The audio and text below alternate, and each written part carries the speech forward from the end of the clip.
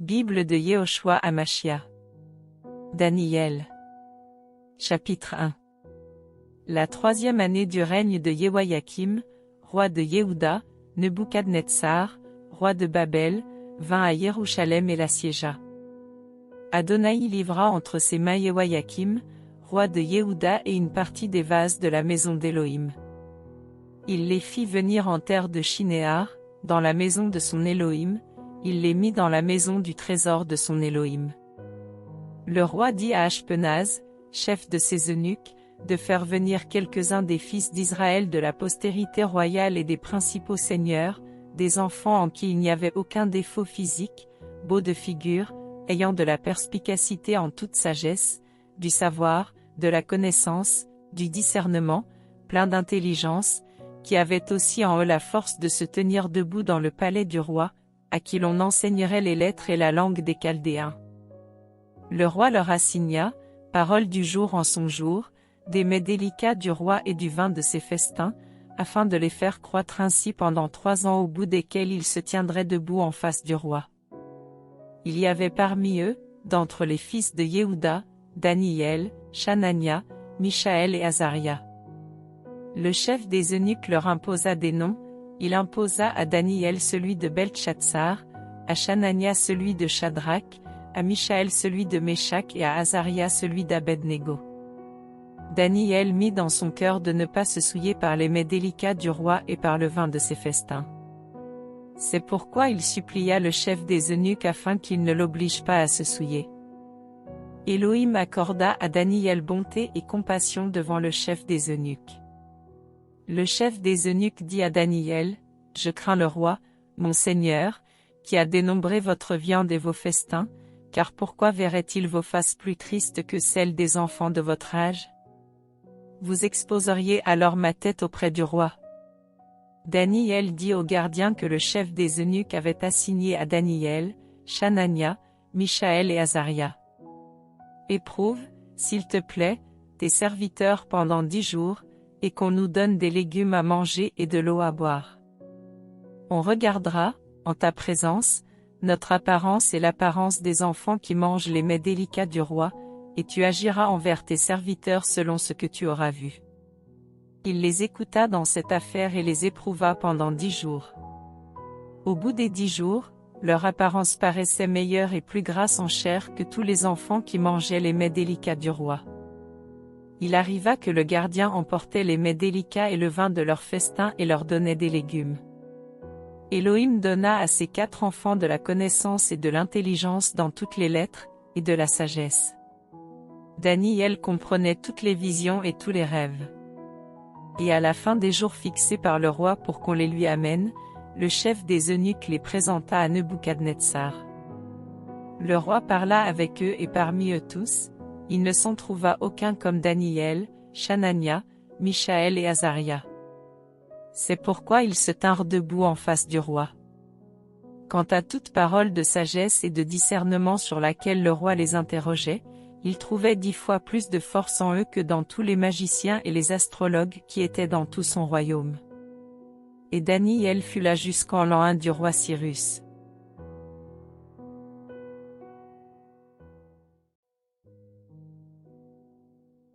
Bible de Yehoshua Hamashia. Daniel. Chapitre 2. La deuxième année du règne de Nebuchadnezzar, Nebuchadnezzar rêva des rêves. Son esprit fut agité et son sommeil fini. Le roi dit d'appeler les magiciens, les astrologues, les sorciers et les Chaldéens, pour qu'ils révèlent au roi ses rêves. Ils vinrent et se tinrent debout en face du roi. Le roi leur dit, « J'ai rêvé un rêve. Mon esprit est agité en cherchant à connaître ce rêve. » Et les Chaldéens répondirent au roi en langue araméenne, « Roi, vis éternellement.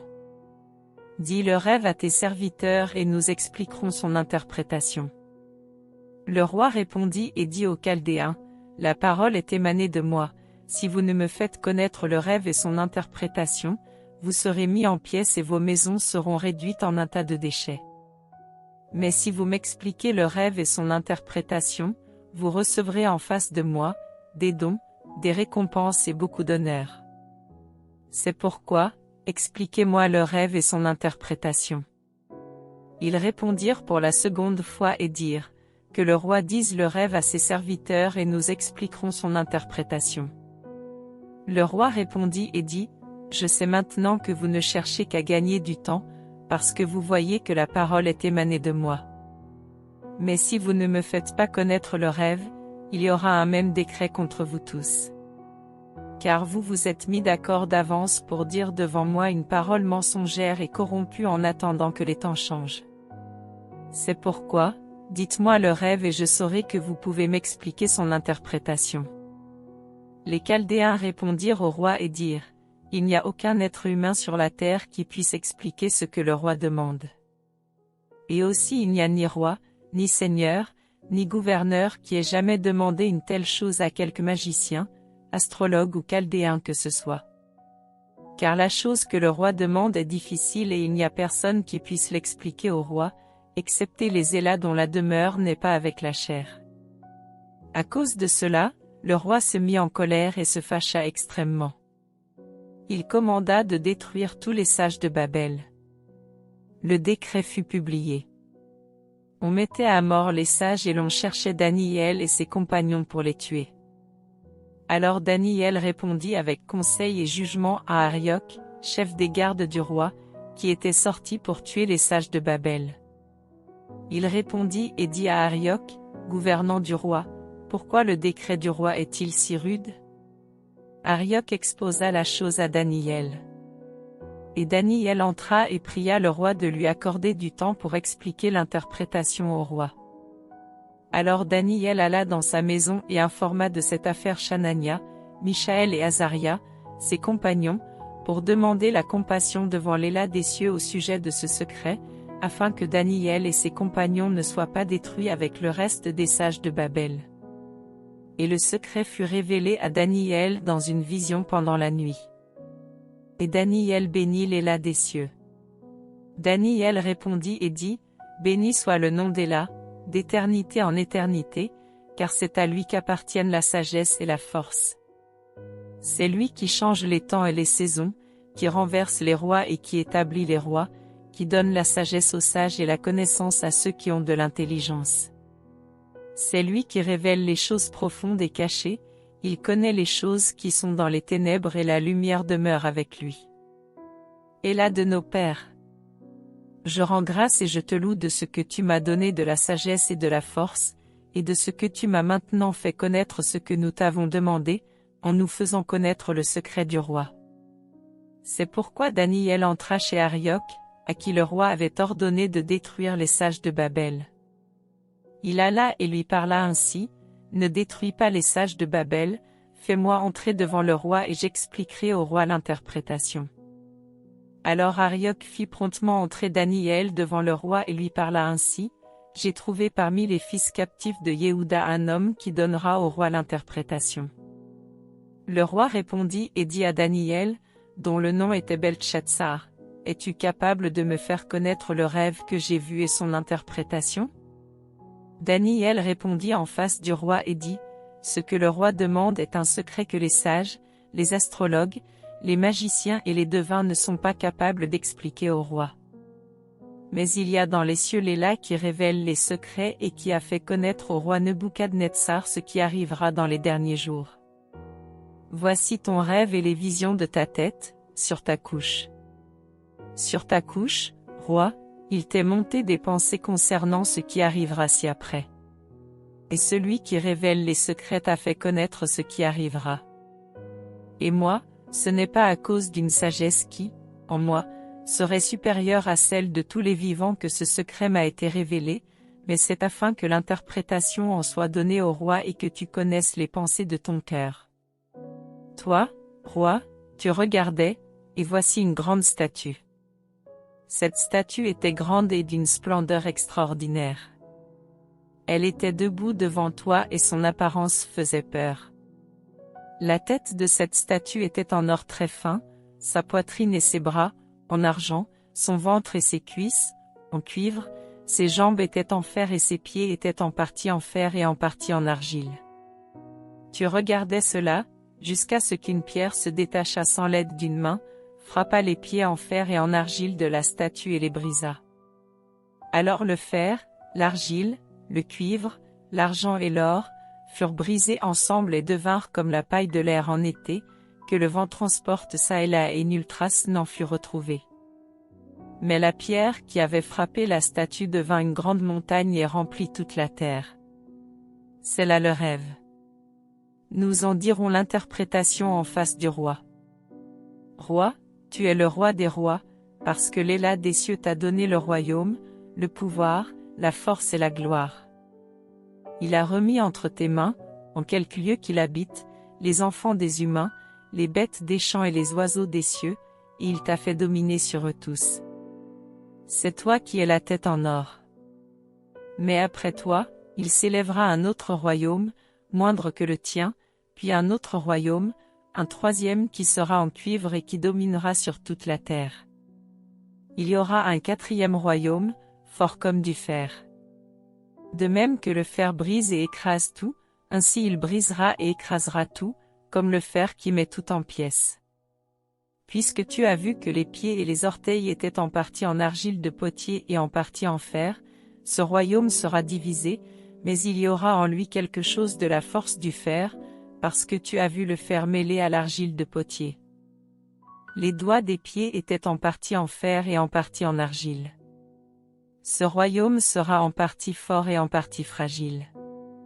Puisque tu as vu le fer mêlé à l'argile de potier, ils seront mêlés à la semence humaine, mais ils ne seront pas unis l'un à l'autre de même que le fer ne se mêle pas à l'argile.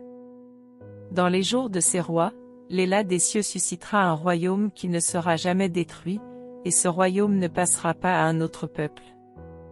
Il brisera et anéantira tous ces royaumes-là, et lui-même sera établi éternellement. C'est pourquoi, tu as vu que de la montagne, une pierre a été coupée sans l'aide d'une main et qu'elle a brisé le fer, le cuivre, l'argile, l'argent et l'or. Le grand Éla a fait connaître au roi ce qui arrivera après cela. Or le rêve est véritable et son interprétation est certaine. Alors le roi Nebuchadnezzar tomba sur ses faces et se prosterna devant Daniel. Il ordonna de faire pour lui des sacrifices et des offrandes apaisants. Le roi répondit à Daniel et lui dit, « En vérité, votre Éla est l'Éla des Élas, et le Seigneur des rois, et il révèle les secrets, puisque tu as pu déclarer ce secret. » Alors le roi éleva Daniel en dignité et lui fit de nombreux et riches présents. Il l'établit gouverneur sur toute la province de Babel et grand préfet de tous les sages de Babel. Daniel demanda au roi de mettre à la tête de l'administration de la province de Babel, Shadrach, Meshach et Abednego. Et Daniel se tenait à la porte du roi.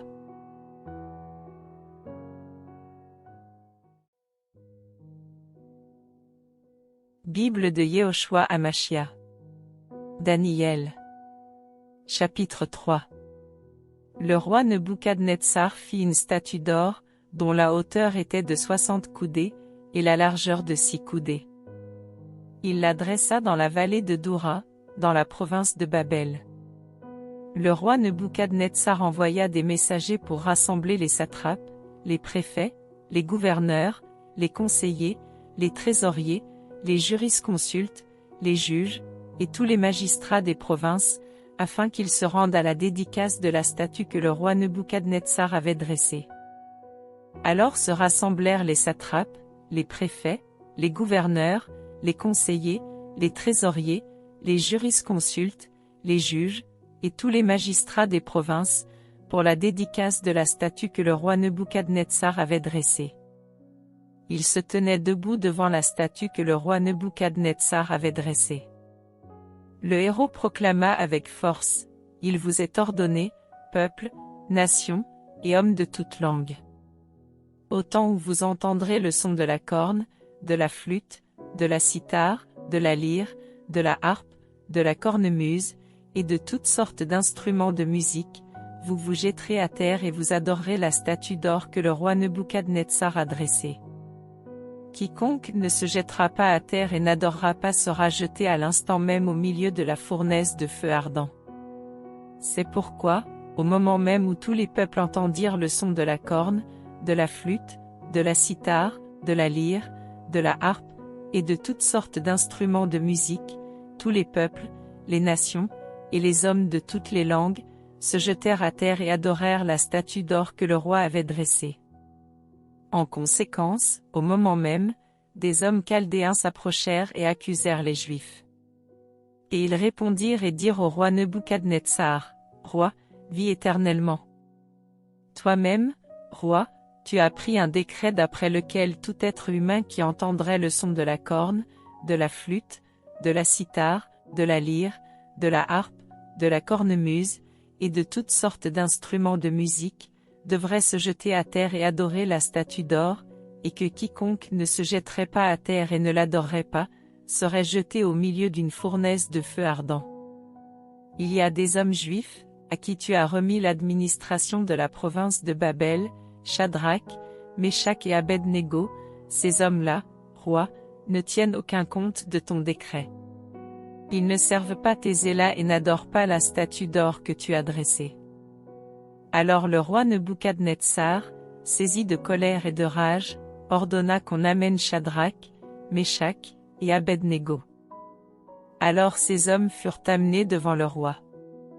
Et le roi Nebuchadnezzar répondit et leur dit, « Est-il vrai, Shadrach, Meshach et Abed-Négo, que vous ne servez pas mes élats et que vous n'adorez pas la statue d'or que j'ai dressée? Maintenant si vous êtes prêts, au moment où vous entendrez le son de la corne, de la flûte, de la cithare, de la lyre, de la harpe, de la cornemuse, et de toutes sortes d'instruments de musique, vous vous jetterez à terre, et vous adorerez la statue que j'ai faite. Si vous ne l'adorez pas, vous serez jetés à l'instant au milieu de la fournaise de feu ardent. Et qui est là qui vous délivrera de mes mains? » Shadrach, Meshach et Abed-Négo répondirent et dirent au roi Nebuchadnezzar, « Nous n'avons pas besoin de te répondre une parole sur cela. Si cela doit être, notre Élah que nous servons est capable de nous délivrer de la fournaise de feu ardent, et il nous délivrera de ta main, roi. Sinon, sache, roi, que nous ne servirons pas tes élats, et que nous n'adorerons pas la statue d'or que tu as dressée. » Alors Nebuchadnezzar fut rempli de rage, et l'apparence de son visage changea à l'égard de Shadrach, Meshach et Abed-Négo. Il répondit et ordonna de chauffer la fournaise 7 fois plus qu'on avait coutume de la chauffer. Il ordonna aux hommes les plus forts et les plus vaillants qui étaient dans son armée de lier Shadrach, Meshach et Abed-Négo, pour les jeter dans la fournaise de feu ardent. Et en même temps ces hommes furent liés avec leurs manteaux, leurs tuniques, leurs turbans et leurs vêtements, et ils furent jetés au milieu de la fournaise de feu ardent. Parce que la parole du roi était rude et que la fournaise était excessivement chauffée, la flamme tua les hommes qui y avaient jeté Shadrach, Meshach et Abed-Négo. Et ces 3 hommes, Shadrach, Meshach et Abed-Négo, tombèrent tous liés au milieu de la fournaise de feu ardent. Alors le roi Nebuchadnezzar fut effrayé et se leva précipitamment. Il répondit et dit à ses conseillers, « N'avons-nous pas jeté 3 hommes liés au milieu du feu? » Ils répondirent et dirent au roi, « Certainement, roi. » Il répondit et dit, « Voici, je vois 4 hommes sans lien qui marchent au milieu du feu, et il n'y a en eux aucun dommage, et l'apparence du 4e est semblable à celle d'un fils d'Élah. » Alors Nebuchadnezzar s'approcha vers la porte de la fournaise de feu ardent. Il répondit et dit, « Shadrach, Meshach et Abed-Négo, serviteurs de l'Élah Très-Haut, sortez et venez. » Alors Shadrach, Meshach et Abed-Négo sortirent du milieu du feu. Les satrapes, les préfets, les gouverneurs, et les conseillers du roi se rassemblèrent pour contempler ces hommes-là, et le feu n'avait eu aucun pouvoir sur leur corps, et aucun cheveu de leur tête n'était brûlé, et leurs caleçons n'étaient pas endommagés, et l'odeur du feu n'avait pas passé sur eux.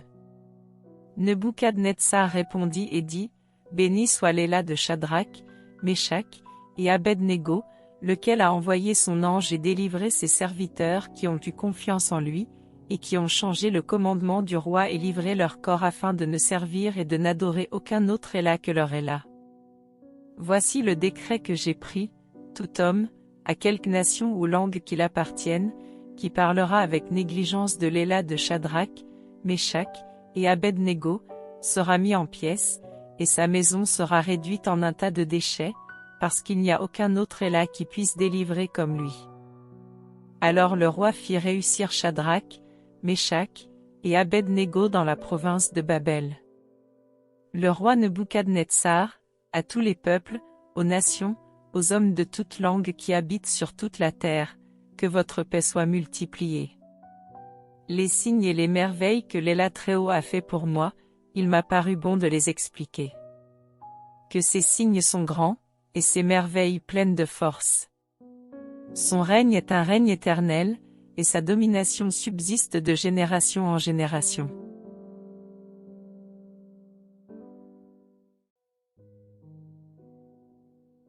Bible de Yehoshua Hamashia. Daniel. Chapitre 4. Moi, Nebuchadnezzar, j'étais tranquille dans ma maison et heureux dans mon palais, j'ai vu un rêve qui m'a fait peur. Des images mentales sur ma couche et des visions de ma tête m'effrayaient. J'ai pris alors un décret afin qu'on fasse entrer devant moi tous les sages de Babel afin de me faire connaître l'interprétation du rêve. Alors entrèrent les magiciens, les astrologues, les chaldéens et les devins. J'ai raconté le rêve devant eux, mais ils ont été incapables de m'en faire connaître l'interprétation. À la fin, s'est présenté devant moi Daniel, dont le nom est Beltshazzar, selon le nom de mon Éla, et qui a en lui l'esprit des Élassins. Je lui ai raconté le rêve, Beltshazzar, chef des magiciens, comme je sais que l'esprit des Élassins est en toi, et qu'aucun secret n'est contraignant pour toi, dis-moi l'interprétation des visions que j'ai vues en rêve. Sur ma couche, je regardais les visions de ma tête, voici un arbre au milieu de la terre, d'une grande hauteur. Cet arbre était devenu grand et fort, sa cime atteignait les cieux, et on le voyait des extrémités de toute la terre. Son feuillage était beau, et son fruit abondant, et il portait de la nourriture pour tous. Les bêtes des champs s'abritaient sous son ombre, les oiseaux des cieux habitaient dans ses branches, et toute chair se nourrissait de lui. Je regardais, dans les visions de ma tête, sur mon lit, et voici, un éveillé, un saint descendit des cieux.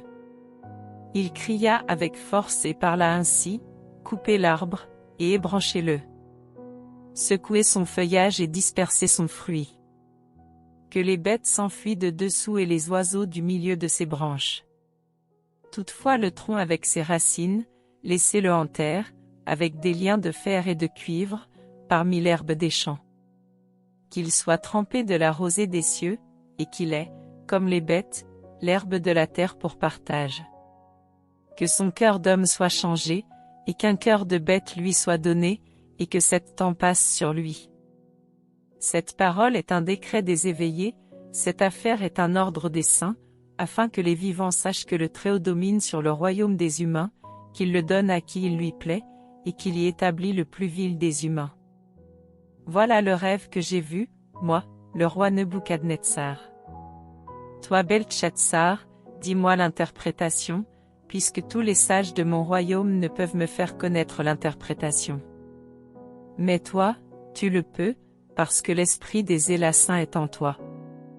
Alors Daniel, dont le nom est Beltshazzar, fut un moment épouvanté et ses pensées le troublaient. Le roi répondit et dit, Beltshazzar, que le rêve et son interprétation ne te troublent pas. Beltshazzar répondit et dit, Mon Seigneur, que le rêve soit pour ceux qui te haïssent, et son interprétation pour tes ennemis. L'arbre que tu as vu, qui était devenu grand et fort, dont la cime s'élevait jusqu'aux cieux, et qu'on voyait de tous les points de la terre, cet arbre, dont le feuillage était beau, et les fruits abondants, qui portaient de la nourriture pour tous, sous lequel s'abritaient les bêtes des champs, et parmi les branches duquel les oiseaux des cieux habitaient, c'est toi, roi, qui es devenu grand et fort, et ta grandeur s'est accrue et s'est élevée jusqu'aux cieux, et dont la domination s'étend jusqu'aux extrémités de la terre.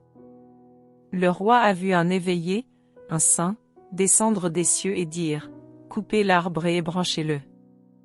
Toutefois le tronc avec ses racines, laissez-le en terre, mais avec des liens de fer et de cuivre, parmi l'herbe des champs. Qu'il soit arrosé de la rosée des cieux et que son partage soit avec les bêtes des champs, jusqu'à ce que 7 temps soit passé sur lui. Telle est l'interprétation, roi. Et c'est un décret du Très-Haut qui est parvenu jusqu'à mon Seigneur le roi. On te chassera du milieu des humains, tu auras ta demeure avec les bêtes des champs, et l'on te donnera de l'herbe comme aux bœufs, et tu seras arrosé de la rosée des cieux, et 7 temps passeront sur toi, jusqu'à ce que tu reconnaisses que le Très-Haut domine sur le royaume des humains, et qu'il le donne à qui il lui plaît. Parce qu'on a commandé de laisser le tronc avec les racines de l'arbre, ton royaume sera durable pour toi quand tu auras connu que les cieux dominent. C'est pourquoi, roi, que mon conseil te soit agréable, rachète tes péchés par la justice et tes iniquités en faisant miséricorde aux pauvres, voici, ce sera une prolongation pour ta prospérité. Toutes ces choses arrivèrent au roi Nebuchadnezzar. Au bout de 12 mois, comme il se promenait dans le palais royal de Babel, le roi répondit et dit, « N'est-ce pas ici Babel la grande, que j'ai bâtie pour être la maison royale, par la puissance de mon pouvoir et pour la gloire de ma majesté ?» La parole était encore dans la bouche du roi, qu'une voix descendit des cieux, disant, « Roi Nebuchadnezzar, on t'annonce que ton royaume va être ôté. On te chassera du milieu des humains, tu auras ta demeure avec les bêtes des champs. On te donnera de l'herbe à manger comme aux bœufs, et 7 temps passeront sur toi, jusqu'à ce que tu saches que le Très-Haut domine sur le royaume des humains, et qu'il le donne à qui il lui plaît. » Au même instant, la parole s'accomplit sur Nebuchadnezzar. Il fut chassé du milieu des humains, il mangea de l'herbe comme les bœufs, et son corps fut arrosé de la rosée des cieux jusqu'à ce que son poil croisse comme les plumes des aigles, et ses ongles comme ceux des oiseaux. Mais à la fin de ces jours-là, moi Nebuchadnezzar, je levai mes yeux vers les cieux, et la connaissance me revint. J'ai béni le Très-Haut, j'ai loué et glorifié celui qui vit éternellement, celui dont la domination est une domination éternelle, et dont le règne subsiste de génération en génération. Tous les habitants de la terre ne comptent pour rien devant lui. Il agit comme il lui plaît avec l'armée des cieux et avec les habitants de la terre, et il n'y a personne qui empêche sa main, et qui lui dise, « Que fais-tu » À l'instant même, la connaissance me revint, la gloire de mon royaume, ma majesté et ma splendeur me furent rendues, mes conseillers et mes nobles me cherchèrent, je fus rétabli dans mon royaume et ma grandeur fut extraordinairement augmentée. Maintenant, moi, Nebuchadnezzar, je loue, j'exalte, et je glorifie le roi des cieux, dont toutes les œuvres sont véritables et les voies justes, et qui peut abaisser ceux qui marchent avec orgueil.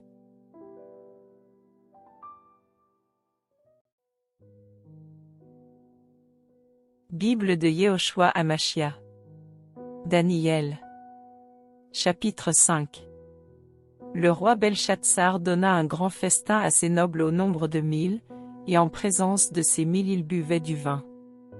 Sous le goût du vin, Belshazzar ordonna qu'on apporte les vases d'or et d'argent que Nebuchadnezzar, son père, avait enlevés du temple de Jérusalem, afin que le roi et ses nobles, ses femmes et ses concubines, s'en servent pour boire. Alors furent apportés les vases d'or qui avaient été enlevés du temple, de la maison d'Éla qui était à Jérusalem, et le roi, ses nobles, ses femmes et ses concubines s'en servirent pour boire. Ils burent du vin et ils louèrent leurs élas d'or, d'argent, de cuivre, de fer, de bois et de pierre. À ce moment-là, sortirent les doigts d'une main humaine et ils écrivirent, en face du chandelier, sur le plâtre du mur du palais royal, et le roi voyait la paume d'une main qui écrivait. Alors le roi changea de couleur, et ses pensées l'effrayèrent, si bien que les jointures de ses reins se desserrèrent, et ses genoux se cognèrent l'un contre l'autre. Le roi cria avec force qu'on fasse entrer les astrologues, les chaldéens et les devins. Le roi répondit et dit aux sages de Babel, « Quiconque lira cette écriture et m'expliquera son interprétation sera revêtu de pourpre, il aura un collier d'or à son cou, et sera le troisième dans le gouvernement du royaume. Alors tous les sages du roi entrèrent, mais ils ne furent pas capables de lire l'écriture ni de faire connaître l'interprétation au roi. Alors le roi Belchatsar fut très effrayé, il changea de couleur, et ses nobles furent perplexes. La reine entra dans la maison du festin, à cause des paroles du roi et de ses nobles. La reine répondit et dit, « Roi, vis éternellement. Que tes pensées ne te troublent pas, et que ton visage ne change pas de couleur. Il y a dans ton royaume un homme qui a en lui l'esprit des Élassins. Au jour de ton père, il se trouva en lui une lumière, une intelligence et une sagesse comme la sagesse des Élats. Le roi Nebuchadnezzar, ton père, l'avait établi chef des magiciens, des astrologues, des chaldéens et des devins. C'était le roi, ton père, parce qu'on trouva en lui, en Daniel, à qui le roi lui-même donna le nom de Belchatsar, un esprit extraordinaire, de la connaissance et de l'intelligence, pour interpréter les rêves, pour expliquer les questions obscures et résoudre les choses difficiles. Que Daniel soit appelé et il expliquera l'interprétation. Alors on fit entrer Daniel devant le roi. Le roi répondit et dit à Daniel, « Es-tu ce Daniel, l'un des fils des captifs de Yehuda, que le roi, mon père, a amené de Yehuda? J'ai entendu dire que l'esprit des Élats est en toi, et qu'on trouve en toi une lumière, une intelligence et une sagesse extraordinaires. On vient de faire entrer devant moi les sages et les astrologues, afin qu'ils lisent cette écriture et m'en donnent l'interprétation, mais ils ne sont pas capables d'expliquer l'interprétation de la chose. J'ai entendu dire aussi que tu es capable d'interpréter et de résoudre les choses difficiles. Maintenant, si tu es capable de lire cette écriture, et de m'en faire connaître l'interprétation, tu seras revêtu de pourpre et tu auras à ton cou un collier d'or, et tu seras le troisième dans le gouvernement du royaume. » Alors Daniel répondit et dit en présence du roi, « Que tes dons soient à toi et donne tes récompenses à un autre. Toutefois je lirai au roi l'écriture et je lui en ferai connaître l'interprétation. » Roi, l'Élat Très-Haut avait donné à Nebuchadnezzar, ton père, le royaume, la majesté, la gloire et l'honneur. Et à cause de la grandeur qu'il lui avait donnée, tous les peuples, les nations, et les hommes de toute langue tremblaient de peur devant lui. Car il faisait mourir ceux qu'il voulait, et il laissait la vie à ceux qu'il voulait. Il élevait ceux qu'il voulait, et il abaissait ceux qu'il voulait. Mais lorsque son cœur s'éleva et que son esprit s'endurcit jusqu'à l'arrogance, il fut renversé de son trône royal et dépouillé de sa gloire. Il fut chassé du milieu des enfants d'humains, son cœur fut rendu semblable à celui des bêtes, et sa demeure fut avec les ânes sauvages. On lui donna comme aux béhuves de l'herbe à manger, et son corps fut arrosé de la rosée des cieux, jusqu'à ce qu'il reconnaisse que l'Élat Très-Haut domine sur les royaumes des humains, et qu'il y établit ce qui lui plaît. Et toi aussi, Belchatsar, son fils, tu n'as pas humilié ton cœur, quoique tu saches toutes ces choses. Mais tu t'es élevé contre le Seigneur des Élats. Les vases de sa maison ont été apportés devant toi et vous vous en êtes servis pour boire du vin, toi et tes nobles, tes femmes et tes concubines. Tu as loué les Élats d'argent, d'or, de cuivre, de fer, de bois et de pierre, qui ne voient pas, qui n'entendent pas et qui ne savent rien, et tu n'as pas glorifié l'Élat dans la main duquel est soufflé toutes tes voix. Alors de sa part a été envoyée cette partie de main, et cette écriture a été gravée. Voici l'écriture qui a été gravée, menée, tekel, par saint.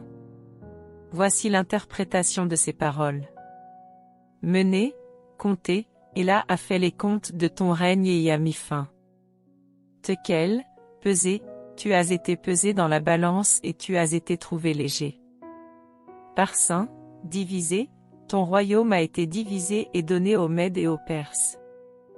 Alors Belchatsar ordonna qu'on revête Daniel de pourpre, qu'on lui mette au cou un collier d'or et qu'on proclame qu'il deviendrait le troisième gouvernant dans le royaume.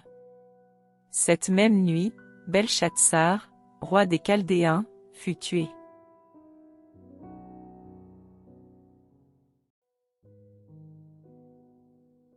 Bible de Yehoshua Amashia. Daniel. Chapitre 6. Darius, le Mède, reçut le royaume, étant fils de 62 ans. Or Darius trouva bon d'établir sur le royaume 120 satrapes, qui devaient être répartis dans tout le royaume. Il mit à leur tête 3 chefs, au nombre desquels était Daniel, afin que ces satrapes leur rendent compte, et que le roi ne souffre aucun préjudice. Mais Daniel surpassait les autres chefs et satrapes, parce qu'il y avait en lui un esprit extraordinaire et le roi pensait à l'établir sur tout le royaume. Alors les chefs et les satrapes cherchèrent à trouver une occasion contre Daniel au sujet des affaires du royaume.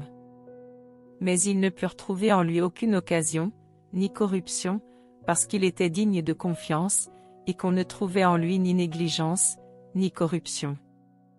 Alors ces hommes dirent, puisque nous n'avons trouvé aucune occasion contre ce Daniel, nous en trouverons donc contre lui dans la loi de son Élat. Alors ces chefs et les satrapes se rendirent tumultueusement auprès du roi et lui parlèrent ainsi, Roi Darius, vis éternellement.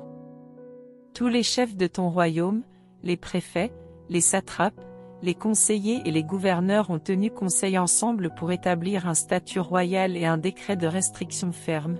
Tout être humain qui, dans l'espace de 30 jours, adressera une requête à quelque Élat ou à quelque être humain, excepté à toi, roi, sera jeté dans la fosse aux lions. Maintenant, roi, établis le décret de restriction et signe l'écrit afin qu'il soit irrévocable, selon le décret des Mèdes et des Perses qui est immuable. À cause de cela, le roi Darius signa l'écrit et le décret de restriction. Lorsque Daniel sut que l'écrit était signé, il entra dans sa maison, où les fenêtres de sa chambre haute étaient ouvertes dans la direction de Jérusalem. 3 fois par jour il se mettait à genoux, priait et rendait grâce devant son Élat, comme il le faisait auparavant.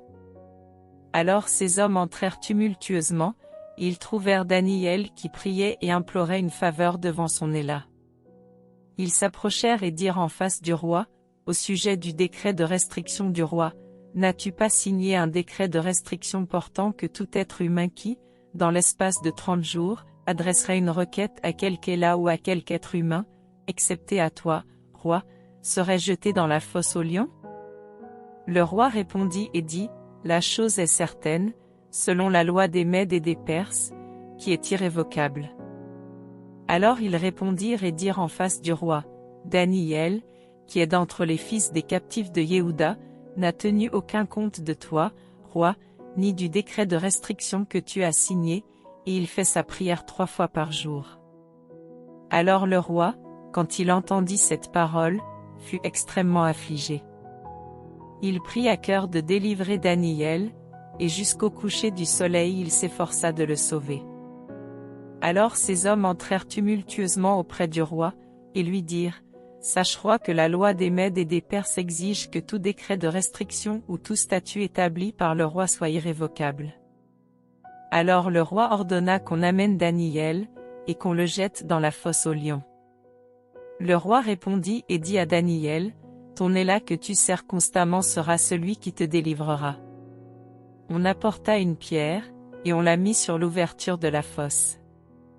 Le roi la scella de son anneau et de l'anneau de ses nobles afin que rien ne soit changé à l'égard de Daniel.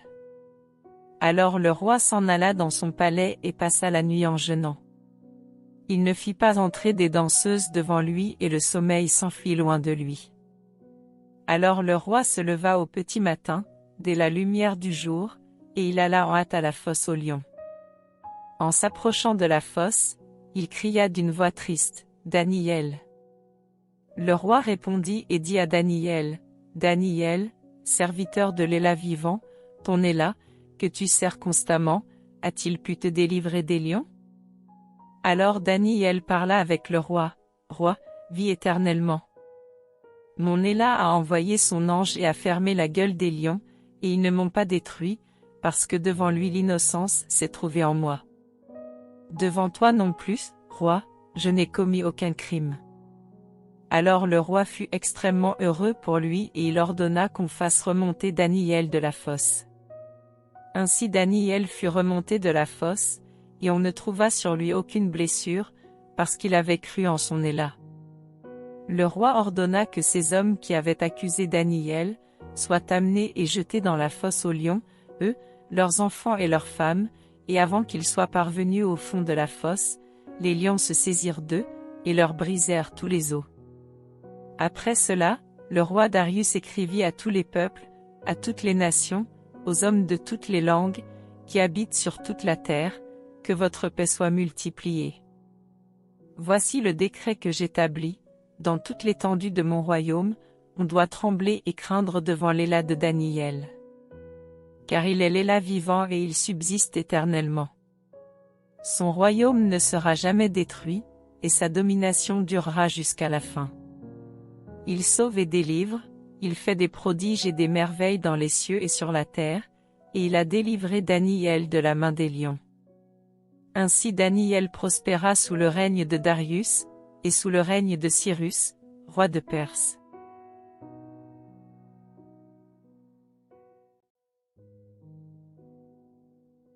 Bible de Yehoshua Hamashia. Daniel. Chapitre 7. En l'an 1 de Belshazzar, roi de Babel, Daniel eut un rêve et des visions de sa tête, étant sur sa couche. Alors il écrivit le rêve et il relata les principales choses. Daniel répondit et dit, « Je regardais dans ma vision nocturne, et voici, les 4 vents des cieux se levèrent avec impétuosité sur la grande mer. Puis 4 grandes bêtes montèrent de la mer, différentes les unes des autres. La première était semblable à un lion, et avait des ailes d'aigle. Je la regardai jusqu'à ce que ses ailes furent arrachées. Elle fut soulevée de terre et mise debout sur ses pieds comme un être humain, et un cœur d'être humain lui fut donné. Et voici une autre bête, une seconde, semblable à un ours. Elle se tenait sur un côté, ayant 3 côtes dans la gueule entre ses dents. On lui disait ainsi, « Lève-toi, mange beaucoup de chair. » Après cela je regardai, et voici une autre bête, semblable à un léopard. Elle avait sur son dos 4 ailes d'oiseau, et cette bête avait 4 têtes, et la domination lui fut donnée. Après cela, je regardais dans mes visions nocturnes, et voici, il y avait une 4e bête, effrayante, terrible et extraordinairement forte. Elle avait de grandes dents en fer. Elle mangeait, brisait et foulait aux pieds ce qui restait. Elle était différente de toutes les bêtes précédentes et avait 10 cornes. Comme je considérais les cornes, voici, une autre petite corne sortit du milieu d'elle, et 3 des premières cornes furent arrachées par elle. Et sur cette corne, il y avait des yeux comme des yeux d'être humain, et une bouche qui disait de grandes choses. Je regardais jusqu'à ce que les trônes soient placés. Et l'Ancien des jours s'assit. Son vêtement était blanc comme la neige, et les cheveux de sa tête étaient comme de la laine pure. Son trône était des flammes de feu, et ses roues un feu ardent. Un fleuve de feu coulait et sortait de devant ses faces. 1000 milliers le servaient et des myriades de myriades se tenaient debout en face de lui. Le jugement se tint, et les livres furent ouverts. Je regardais alors, à cause du son des grandes choses que disait la corne. Pendant que je regardais, la bête fut tuée, et son corps fut détruit et livré pour être brûlé au feu. Les autres bêtes furent dépouillées de leur domination, mais une prolongation de vie leur fut accordée jusqu'à un temps fixé et un temps. Je regardais dans ces visions de la nuit, et voici qu'avec les nuées des cieux venait comme un fils d'humain. Il arriva jusqu'à l'Ancien des jours, et on le fit approcher de lui. Et il lui donna la domination, la gloire et le règne. Tous les peuples, les nations et les langues le serviront. Sa domination est une domination éternelle qui ne passera pas, et son règne ne sera jamais détruit. Mon esprit, à moi, Daniel, fut affligé dans l'intérieur de mon corps et les visions de ma tête m'effrayèrent. Je m'approchai d'un de ceux qui se tenaient là, et je lui demandai la vérité au sujet de tout cela. Il me parla et me fit connaître l'interprétation de ces choses. Ces 4 grandes bêtes sont 4 rois, qui s'élèveront de la terre. Mais les saints d'Elion recevront le royaume, et ils posséderont le royaume éternellement, d'éternité en éternité. Alors je désirais connaître la vérité sur la quatrième bête, qui était différente de toutes les autres, extraordinairement effrayante, qui avait des dents en fer et des ongles en cuivre, qui mangeait, brisait et foulait aux pieds ce qui restait, et sur les 10 cornes qui étaient sur sa tête, et sur l'autre qui était sortie et devant laquelle 3 étaient tombés, sur cette corne qui avait des yeux, une bouche qui disait de grandes choses et une plus grande apparence que ses associés. Je regardais comment cette corne faisait la guerre aux saints et l'emportait sur eux, jusqu'à ce que vienne l'ancien des jours et que le jugement soit donné aux saints d'Elion, que le temps arrive et que les saints possèdent le royaume. Il parla ainsi, la quatrième bête est un quatrième royaume qui sera sur la terre, différent de tous les royaumes, et qui dévorera toute la terre, la foulera et la brisera. Mais les 10 cornes sont 10 rois qui s'élèveront de ce royaume. Un autre s'élèvera après eux, il sera différent des premiers, et il abattra 3 rois. Il dira des paroles contre le Très-Haut, il harcèlera les saints d'Elion, il aura l'intention de changer les temps et la loi, et ils seront livrés entre ses mains pendant un temps, des temps, et la moitié d'un temps. Mais le jugement s'assiera, et on ôtera sa domination, pour la détruire et la faire périr jusqu'à la fin. Le règne, la domination et la grandeur de tous les royaumes qui sont sous les cieux seront donnés au peuple des saints d'Elion. Son royaume est un royaume éternel, et toutes les dominations les serviront et leur obéiront. Jusqu'ici est la fin de la parole. Moi, Daniel, mes pensées m'effrayèrent beaucoup, c'est pourquoi je changeai de couleur, mais je gardai la parole dans mon cœur.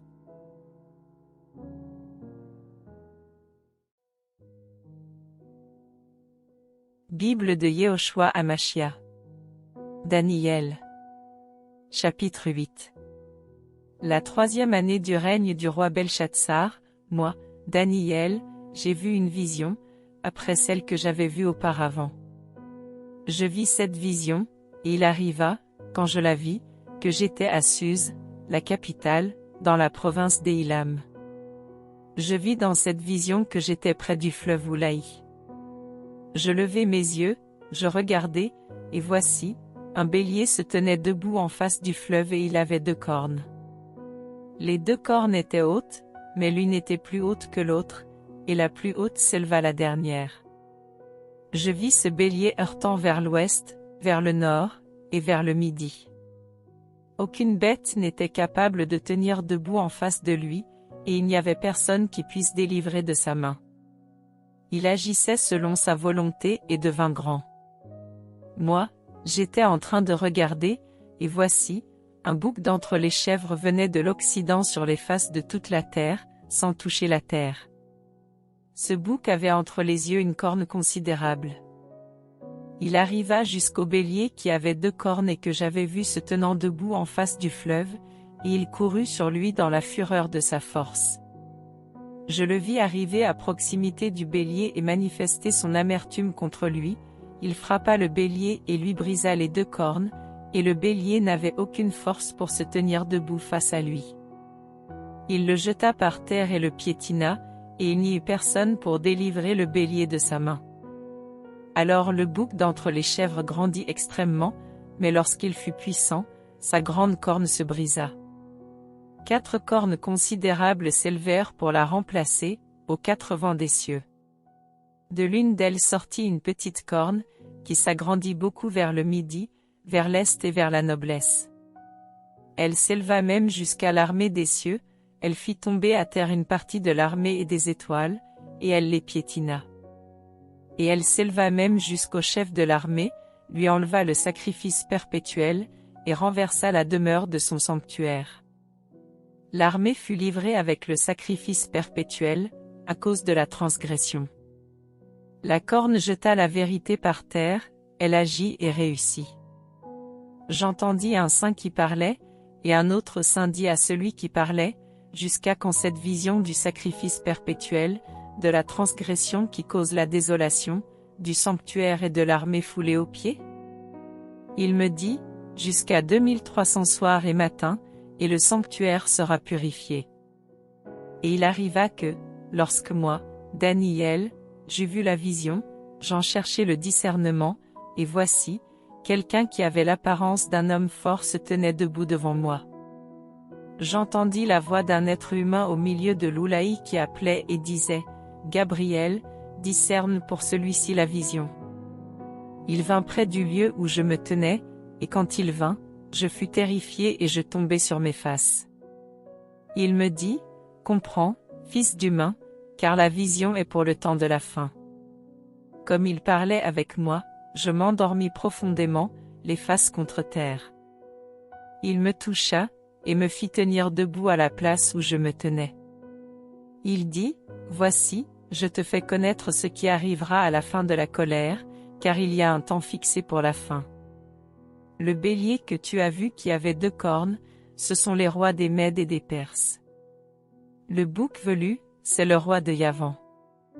La grande corne entre ses yeux, c'est le premier roi. La brisée, à la place de laquelle les 4 se sont élevés, ce sont 4 royaumes. Elles s'élèveront de cette nation, mais qui n'auront pas autant de force. À la fin de leur règne, quand les rebelles seront au complet, il s'élèvera un roi aux faces féroces et qui comprendra les énigmes. Sa puissance s'accroîtra, mais non par sa propre force. Il accomplira d'extraordinaires destructions, il prospérera en agissant, il détruira les puissants et le peuple des saints. Par son habileté, il fera prospérer la tromperie dans sa main. Il s'enorgueillira dans son cœur, dans la tranquillité, il détruira une multitude. Il s'élèvera contre le prince des princes, mais il sera brisé sans main. Quant à la vision des soirs et des matins telle qu'elle a été dite, c'est la vérité. Mais toi, tiens secrète la vision, car elle s'accomplira dans beaucoup de jours. Moi, Daniel, je fus affaibli et malade pendant des jours. Puis je me levai, et je m'occupais des affaires du roi. J'étais étonné de la vision, et personne n'en eut connaissance.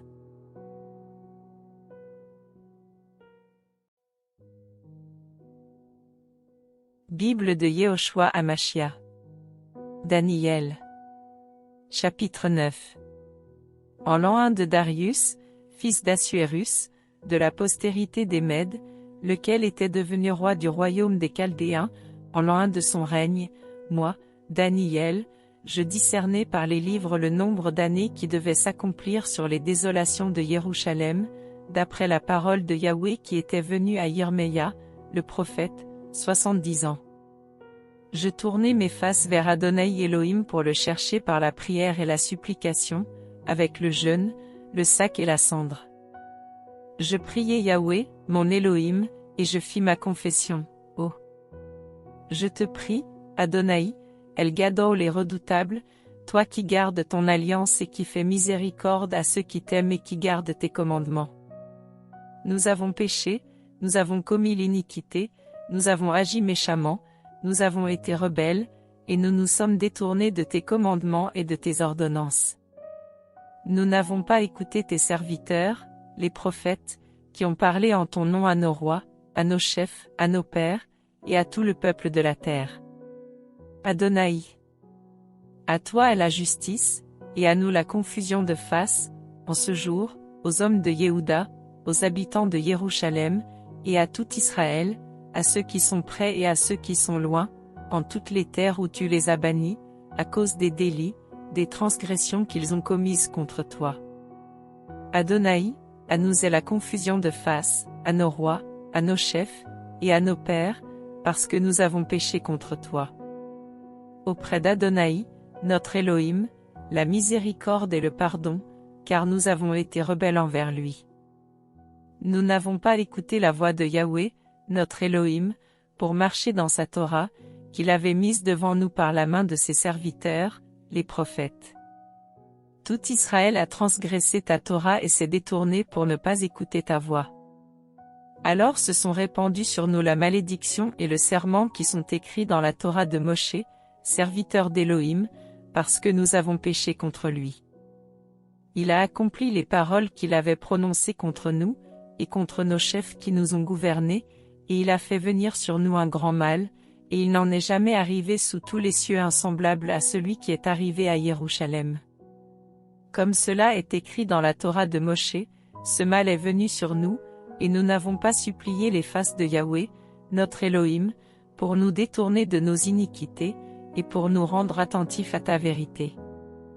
Yahweh a veillé sur le mal, et l'a fait venir sur nous, car Yahweh, notre Elohim, est juste dans toutes les œuvres qu'il a faites, mais nous n'avons pas obéi à sa voix. Or maintenant, Adonai, notre Elohim, toi qui as fait sortir ton peuple de la terre d'Égypte par ta main puissante, et qui t'es acquis un nom comme il l'est aujourd'hui, nous avons péché, nous avons été méchants. Adonai, s'il te plaît, selon ta justice, que ta colère et ton indignation se détournent de ta ville de Jérusalem, de la montagne de ta sainteté. Car à cause de nos péchés et des iniquités de nos pères, Jérusalem et ton peuple sont en opprobre à tous ceux qui nous entourent. Maintenant, notre Elohim, écoute la prière et les supplications de ton serviteur, et pour l'amour d'Adonai, fais briller tes faces sur ton sanctuaire dévasté. Mon Elohim, prête l'oreille et écoute. Ouvre tes yeux et regarde nos ruines, et la ville sur laquelle ton nom est invoqué. Car ce n'est pas à cause de nos justices que nous présentons nos supplications devant tes faces, mais à cause de tes grandes compassions. Adonai entend. Adonai pardonne. Adonai sois attentif et agis.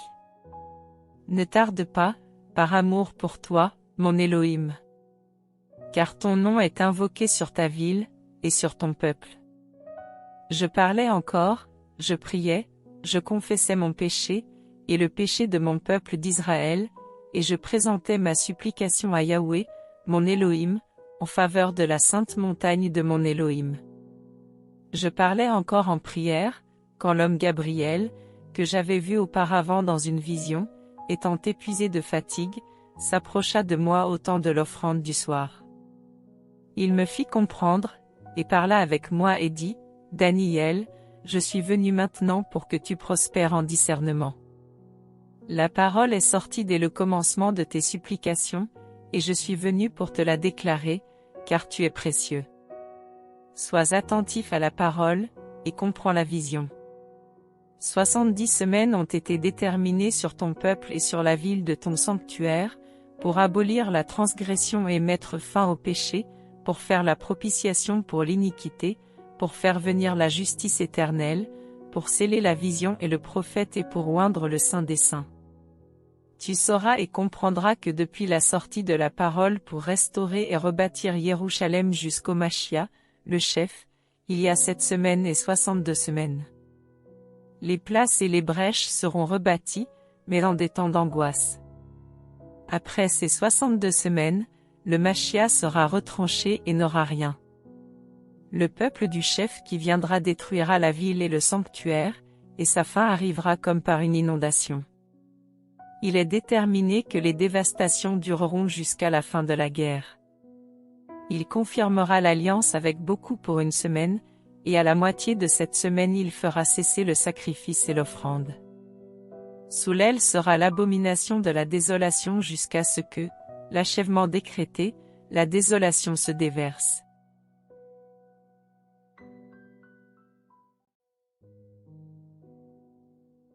Bible de Yehoshua Hamashia. Daniel. Chapitre 10. La 3e année de Cyrus, roi de Perse, une parole fut révélée à Daniel qui est appelé du nom de Beltshazzar. Cette parole est véritable et annonce une grande guerre. Il fut attentif à cette parole, et il eut le discernement de la vision.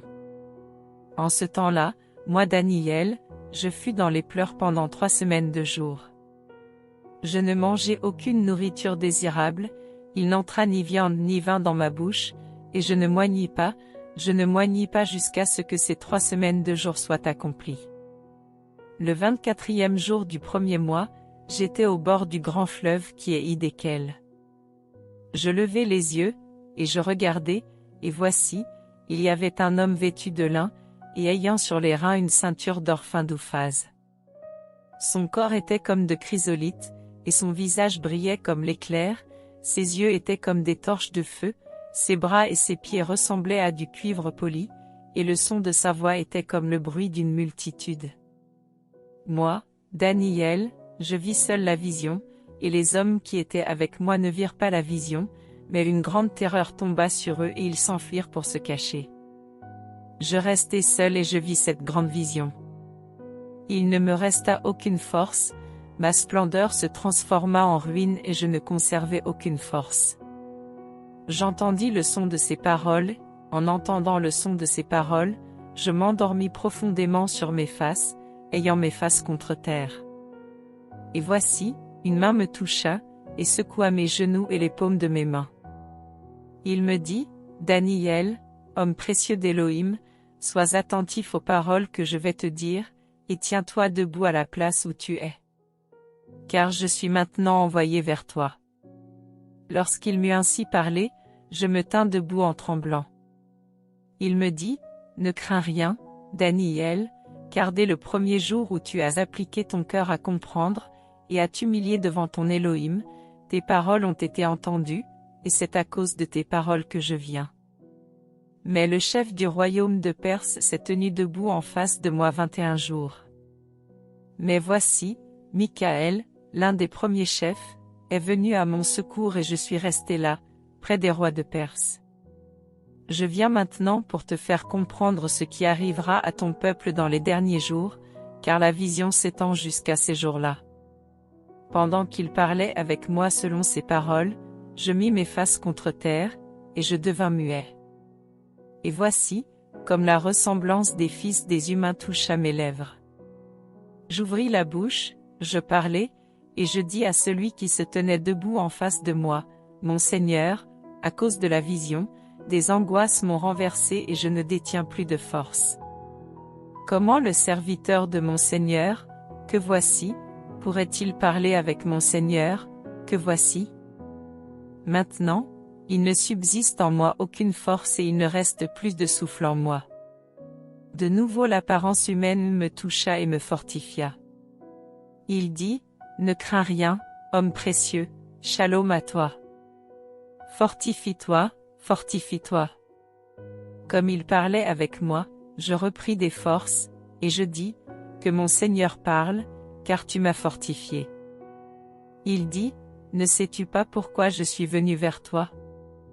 Maintenant, je retourne combattre le chef de Perse et, quand je partirai, voici, le chef de Yavan viendra. Mais je vais te faire connaître ce qui est écrit dans le livre de vérité. Car il n'y en a pas un qui tient ferme avec moi dans ces choses, excepté Michaël, votre chef.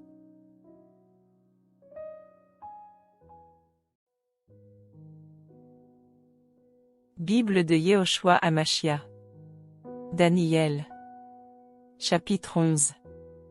Et moi, en l'an 1 de Darius, le Mède, je me tenais auprès de lui pour lui donner force et protection.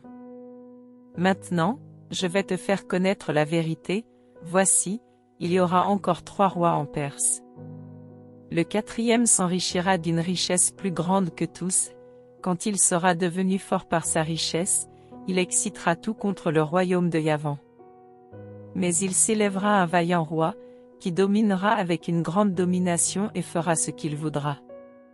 Dès qu'il se sera élevé, son royaume sera brisé et divisé aux 4 vents des cieux, mais non pas pour sa postérité et non pas selon sa domination avec laquelle il avait gouverné, car son royaume sera déraciné et il passera à d'autres qu'à eux. Le roi du Midi deviendra fort, mais l'un de ses chefs deviendra plus fort que lui et dominera. Sa domination sera une grande domination. À la fin des années, ils s'uniront. La fille du roi du Midi viendra vers le roi du Nord pour agir avec équité. Mais elle ne détiendra pas de force en son bras, et son bras ne tiendra pas. Elle sera livrée, elle et ceux qui l'avaient fait venir, celui qui l'a engendré et celui qui l'a fortifié en ce temps-là. Mais un rejeton de ses racines se tiendra à sa place. Il viendra vers l'armée et entrera dans les forteresses du roi du Nord. Il agira contre eux et deviendra fort. Même leurs Élohim, avec leurs images en métal fondu et leurs objets précieux en argent et en or, il les emmènera en captivité en Égypte. Puis il se tiendra debout quelques années de plus que le roi du Nord. Celui-ci viendra dans le royaume du roi du Midi et il retournera vers son sol. Ses fils entreront en guerre et rassembleront une multitude de nombreuses armées. Il viendra, il submergera et passera outre. Il reviendra et fera la guerre jusqu'à la forteresse. Le roi du Midi, Amer, sortira et combattra contre lui, contre le roi du Nord. Celui-ci mettra sur pied une grande multitude, mais cette multitude sera livrée entre ses mains. Cette multitude étant levée, son cœur s'élèvera. Il fera tomber des milliers, mais il n'en sera pas plus fort. Car le roi du Nord reviendra et rassemblera une plus grande multitude que la première. À la fin des temps, de quelques années, il viendra avec une grande armée et beaucoup de biens. En ce temps-là, beaucoup se tiendront debout contre le roi du Midi. Les fils de ton peuple, des violents, se lèveront pour faire tenir debout la vision, mais ils trébucheront. Le roi du Nord viendra, il élèvera des tertres et prendra les villes fortes. Les forces du Midi ne tiendront pas, et les meilleurs de son peuple seront sans force pour tenir. Celui qui viendra contre lui agira selon sa volonté et personne ne tiendra debout devant lui. Il se tiendra sur la terre de noblesse, ayant en main la destruction. Il tournera ses faces pour venir avec la force de tout son royaume et agira avec droiture avec lui. Il lui donnera sa fille pour femme afin de le détruire, mais elle ne tiendra pas et elle ne sera pas pour lui. Il tournera ses faces vers les îles, et il en prendra beaucoup. Mais un chef lui fera cesser son insulte sans qu'il lui retourne l'insulte. Il tournera sa face vers les forteresses de sa terre où il chancellera et tombera, et on ne le trouvera plus. Quelqu'un se tiendra à sa place, qui fera passer un exacteur dans l'ornement du royaume. Mais en peu de jours il sera brisé, et ce ne sera ni par la colère ni par la guerre.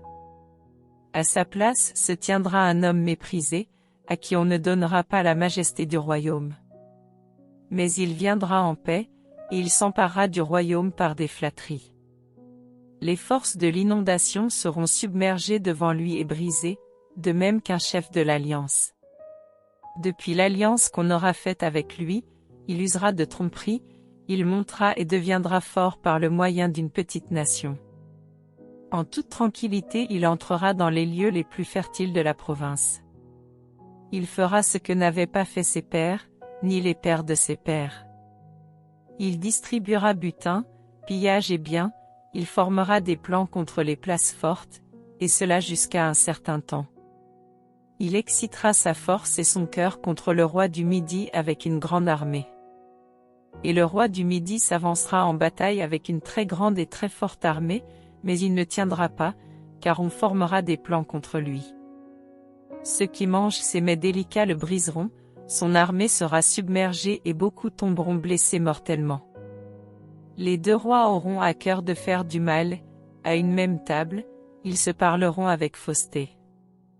Mais cela ne réussira pas, car la fin ne viendra qu'au temps fixé. Il retournera sur sa terre avec beaucoup de biens. Son cœur sera contre la Sainte Alliance, il agira contre elle, puis retournera sur sa terre. Au temps fixé, il retournera et viendra contre le Midi, mais ce ne sera ni comme la première fois, ni comme la dernière. Les navires de Kittim viendront contre lui et il sera découragé. Il reviendra et sera indigné contre la Sainte Alliance, il agira contre elle. Il reviendra et considérera ceux qui abandonnent la Sainte Alliance. Des forces se tiendront là de sa part et profaneront le sanctuaire, la forteresse. Elles aboliront le sacrifice perpétuel et dresseront l'abomination qui cause la désolation. Il corrompra par des flatteries ceux qui agissent méchamment à l'égard de l'alliance. Mais ceux du peuple qui connaîtront leur Elohim agiront avec courage. Les plus intelligents parmi le peuple feront discerner un grand nombre. Il en est qui trébucheront pour un temps à l'épée et à la flamme, à la captivité et au pillage. Dans le temps où ils trébucheront, ils seront secourus avec un peu de secours, et beaucoup se joindront à eux par hypocrisie. Quelques-uns parmi ceux qui seront prudents trébucheront, afin qu'ils soient épurés, purifiés et blanchis, jusqu'au temps de la fin, car elle n'arrivera qu'au temps fixé. Le roi agira selon sa volonté, il s'élèvera, il se glorifiera au-dessus de toute elle. Il déclarera des choses étonnantes contre le El des Élohim, il prospérera jusqu'à ce que la colère soit accomplie, car ce qui est décrété sera fait. Il ne discernera pas les Élohim de ses pères, le désir des femmes et tout Éloa. Il ne les discernera pas, car il s'élèvera au-dessus de tout. À la place, il honorera l'Éloa des forteresses, un Éloa que n'avaient pas connu ses pères. Il l'honorera avec de l'or, de l'argent, des pierres précieuses et des objets désirables. C'est avec l'Éloa étranger qu'il agira contre les endroits fortifiés, et ceux qui le reconnaîtront, il multipliera leur gloire, il les fera dominer sur beaucoup et leur distribuera des terrains en récompense. Au temps de la fin, le roi du Midi se heurtera contre lui avec ses cornes. Et le roi du Nord fondra sur lui comme une tempête, avec des chars et des cavaliers, et avec de nombreux navires. Il viendra vers les terres, il les submergera sur son passage. Il entrera sur la terre de gloire, et beaucoup trébucheront, mais Édom, Moab et les principaux des fils d'Ammon échapperont de sa main. Il étendra sa main sur ces terres-là, et la terre d'Égypte n'échappera pas. Il dominera sur les trésors cachés de l'or et de l'argent, et sur toutes les choses précieuses de l'Égypte. Les Libyens et les Éthiopiens seront sur ses pas. Des nouvelles de l'Est et du Nord le terrifieront, et il sortira avec une grande fureur pour détruire et exterminer un grand nombre. Il plantera les tentes de son palais entre la mer et la montagne de sainte beauté et il arrivera à sa fin sans que personne lui vienne en aide.